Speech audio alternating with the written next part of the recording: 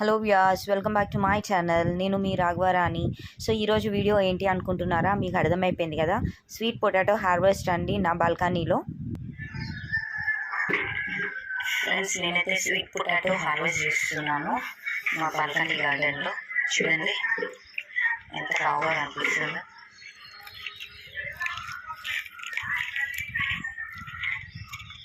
చేతికైతే తగ్గుతున్నాయండి, ఇక్కడొకటి. So మట్టి అంతా తీస్తే కానీ ఎక్కడెక్కడ ఎన్ని ఉన్నాయో తెలుస్తుంది.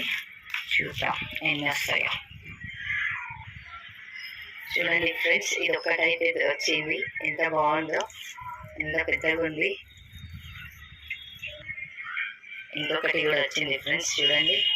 సో వాష్ చేసినాక మీకు మళ్ళీ అయితే చూపిస్తాను. రెండు అయితే వచ్చినాయి. కింద అయితే ఇంకా ఉంటాయండి. నేనైతే మట్టి తవ్వుతున్నాను, చూద్దాం. కనిపించింది ఫ్రెండ్స్, ఈ రెండు అయితే కనిపించింది పైన వరకు. కింద అయితే మట్టి ఉంది, ఇంకా అది గట్టిగా ఉందండి. వాటర్ అయితే వేసాను, కొంచెం నానాక తీస్తానండి.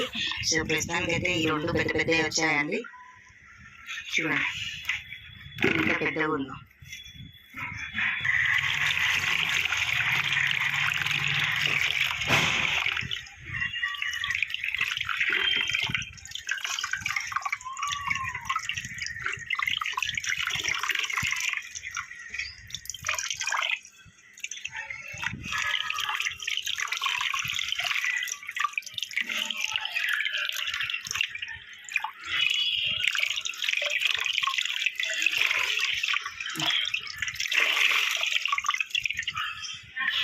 సో చూడండి ఫ్రెండ్స్, ఈ రెండు అయితే మనకి వచ్చాయండి.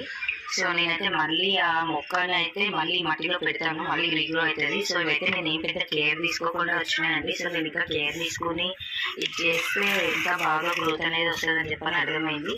సో చూద్దాం. సో ఇప్పుడైతే ఇవైతే హార్వెస్ట్ చేశాను. ఫ్రెండ్స్, ఇదైతే చామగడ్డ అండి. నేను ఎప్పుడో అట్లా పెట్టి వదిలేసాను. సో యాక్చువల్లీ ఇది వామాకు చెట్టులో ఉండిపోయింది.